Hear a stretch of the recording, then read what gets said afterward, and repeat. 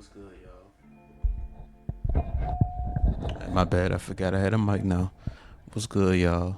Today, I'm finna come with another reaction video, and this one's gonna be a little different, cause I'm actually making this on a whim right now, cause I just got done doing a little workout, cause I took a nap as soon as I got home from work, so I was like, let me get a little bit of exercise in before I take my shower. And what I did, I was jump roping outside for like 10-15 minutes.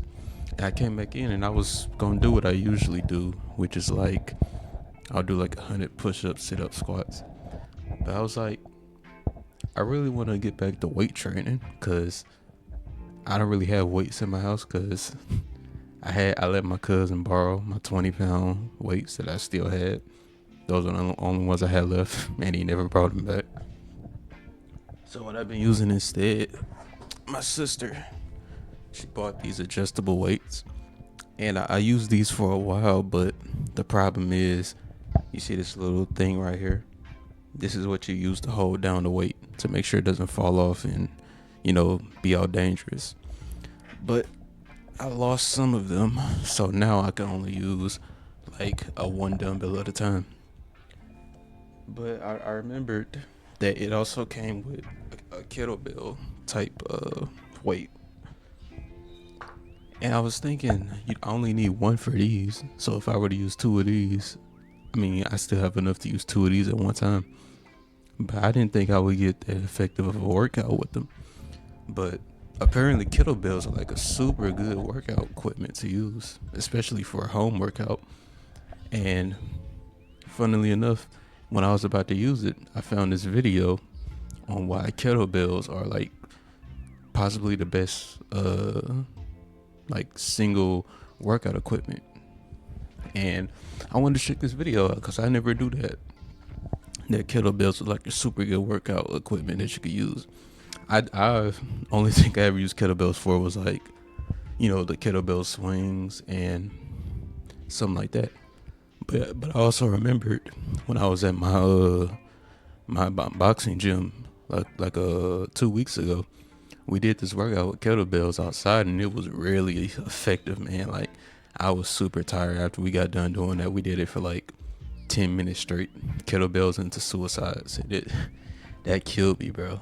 So I actually want to check this out because I want to know how effective kettlebells really are. But yeah, now we're finna get into the video. Alright, so title of the video is The King of All Exercises, Kettlebell Swings by Movers Odyssey. I've watched the channel before. I think they made some good videos. So I'm interested to see what they're going to be talking about here. Yeah, let's get into it. The kettlebell swing is one of the simplest exercises you can imagine, amounting to little more than an explosive standing hip thrust. Yet despite its simplicity, its reputation is that of a complete game changer. Whether you're trying to increase athletic ability or alter the composition of your body, kettlebell swings are notorious for creating jaw-dropping effects.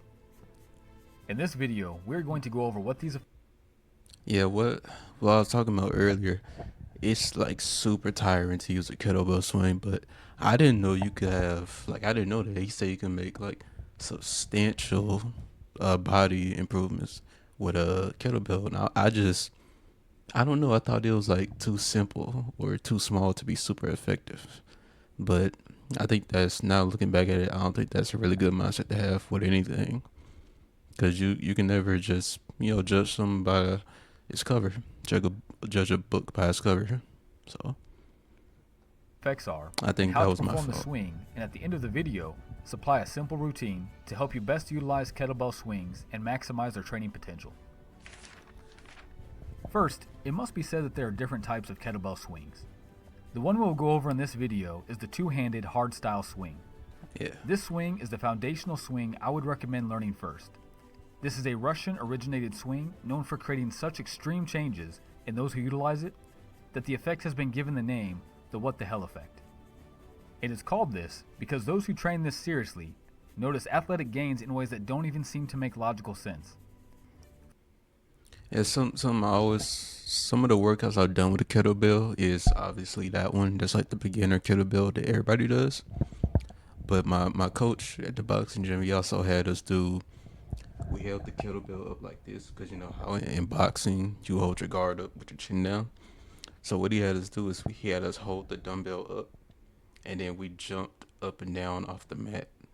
But how we did it, we alternated our legs on the mat. So say your left leg is up there and your right leg is on the ground. You keep the kettlebell up, and you hop like that.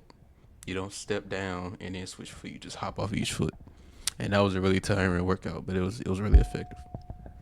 So that's one I've done, and the other one was the one I mentioned earlier that he had us do, where we squatted the kettlebell into suicides.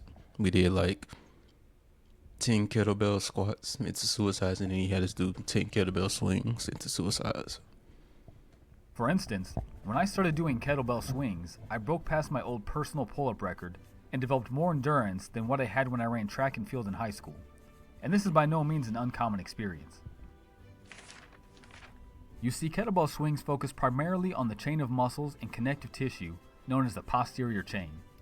Because these muscles are behind you, most people don't tend to see or think about them as often as their anterior counterparts. However, this is where nearly all the meaningful strength and power in the body comes from. In fact, the power of the posterior chain is so important. I want to see those. In fact, the power of the posterior chain is so important to feel where the body comes from. Yes, I would love to work out these muscles right here. Because I feel like, you know, the stuff I said earlier, like I usually do like 100 push-ups, 100 sit-ups, 100 squats. Like, you know, just working my biceps, my triceps, my core. And, you know, the squats, they are working my legs, but I don't feel like I get a lot of exercise in these muscles right here. Pretty much all of them, to be honest. I don't feel like I get too much exercise here. In fact, the power of the posterior chain is so important to physical performance that it is universally recognized on a subconscious level. Like you know, I think, you know, doing sprints and suicides and jump ropes like I was doing earlier, it'll help me out. It's helped me out in those groups, but from what I'm hearing, the kettlebell will just take it to a next level. All humans and animals instinctively recognize when another animal is prepared to attack, because they lower their body and preload the posterior chain, preparing to explode forward and into action if needed. However, it's not just the muscles being trained, but also how they are being trained. If you just want to strengthen the posterior chain, deadlifts are a great option. Kettlebell swings add another element to the equation: ballistic movement. Ballistic movements not only strengthen the muscles, but also generate high levels of power. This means that much like our wild cousins of the animal kingdom, kettlebell swings can create a strong and explosive posterior chain capable of sudden and intense displays of power. Also, when done correctly, swings are low impact, use a relatively low weight compared to one's max, and utilize such a robust chain of muscles that they can be done for high repetitions. Yeah, I think that's true, because even though this doesn't feel that heavy, it's decently heavy. It's around the same that I use at the gym. It's once you do a lot of reps with the kettlebells, you get tired real fast, man. Like, if you never use this, you'll be surprised how tiring it is. It's like, usually what we do like 30 reps at a time, and bro, you're gassed after, man.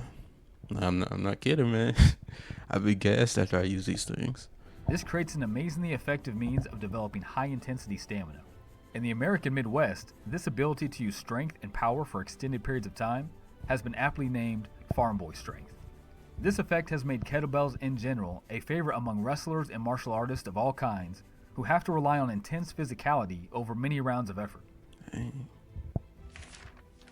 This propensity for high repetition, high intensity also makes swings a massive calorie burner. In fact, a study done by the American Council of Exercise showed that kettlebell swings burn calories at an incredible rate of 1,200 per hour, roughly the same as running continuously at a 6-minute mile pace. Jeez. When first starting kettlebell swings, this becomes self-evident, as it feels very similar to sprinting in terms of cardiovascular activation. And in terms of body recomposition, swings give the added bonus of heavily working the largest muscle group in the body, the glutes, meaning the metabolism will be elevated for days as the glutes resupply glucose and increase protein synthesis to heal before the next training day. And finally, perhaps my favorite effect of swings is their ability to help correct the all too common anterior tilted pelvis. One of the long-term effects of sitting is tight hip flexors and weak glutes, hamstrings, and core, causing the pelvis to often tip forward. This alters the posture from head to toe and makes injury during sport and exercise much more likely. Oh yeah, we definitely need to be doing this because we be sitting. Yeah, I'm talking to you, man. I'm talking to you. I know you be doing it too. We be sitting down playing the game for a long time, like 1 to maybe even 4 hours, bro. Don't act like you ain't never did that. We done sat down the game for like 4 hours. Don't play.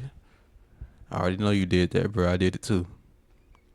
Kettlebell swings just happen to strengthen glutes, hamstrings, and core while opening up the hip flexors. And this alone, I often find, will increase athleticism in unexpected ways as the joints settle into a more biomechanically advantageous position. To start, stand with the feet slightly wider than shoulder width apart, facing forward or slightly to the side. Okay, before this plays out, I just want to say what my coach told me. He told me that that linked apart, but when you go down on the kettlebell swing, he pointed this out to me when I first did them. You want to make sure you keep your chest up while you're doing them. So say the kettlebell's right here. When you go down, instead of slouching down like that and then picking it up, you want to keep your chest up.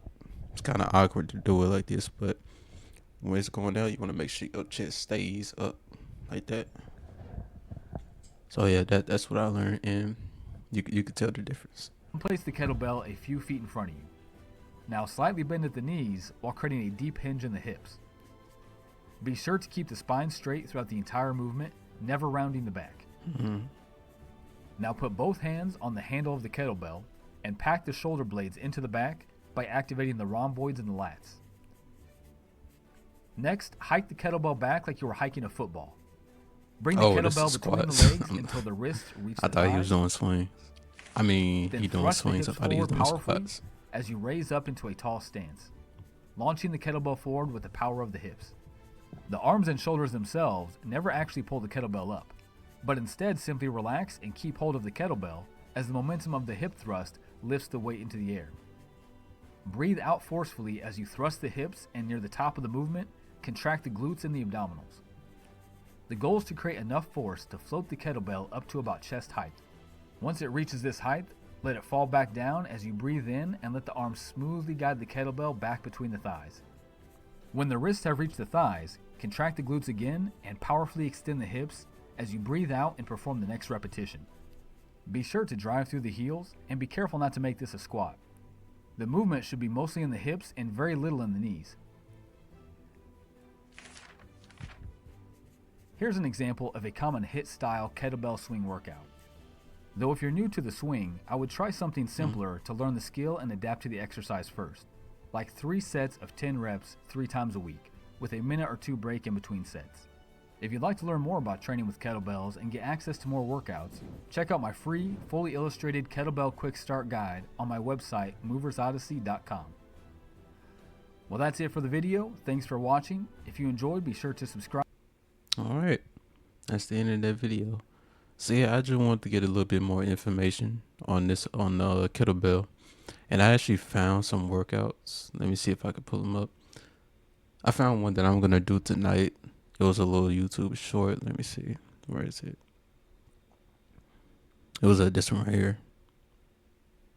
And, you know, maybe if y'all want to do this too, y'all can check it out. But we start off today's full body kettlebell complex with 5 kettlebell swings, aggressively extending the hip, propelling that belt to around eye level. So yeah, he did swings. He said do 5, but I think I'm gonna do 10. Level. We're then going to 5 hang squat cleans. Cause his seems pretty heavy. I'm only working with 20 pounds, so I'm probably gonna do 10 reps each set. Jump, shrug, drop underneath the weight quickly. Then a 5 kneeling or standing shoulder press, keeping the core braced throughout. We're then going to 5 kettlebell burpees. Jump the feet out, jump them in, set your back, jump as high as possible, land softly. We then finish off the complex with another 5 kettlebell swings. As soon as you finish all reps, Okay, so I'm gonna write this down in my notes for what I'm gonna do. I'm gonna do 10 kettlebell swings, 10 kettlebell squats. What was that third one? 10 kettlebell shoulder press. That was a fourth one. I forgot. I'm gonna write it down when I get done with this video, and then end it off with another 10 kettlebell swings. And I think what I'm gonna do, instead of doing 6 to 8, since I'm doing 10, I'm gonna do 3 to 4 sets and see how that feel. And I'm gonna do like 60 seconds rest period. So yeah, if y'all want to try this out too, please let me know in the comments. If y'all gonna try these kettlebell workouts or any other type of workouts, I'm interested to see what kind of workouts y'all be doing. But yeah, that's all for this video. Hope y'all enjoyed. Yeah, have a good night.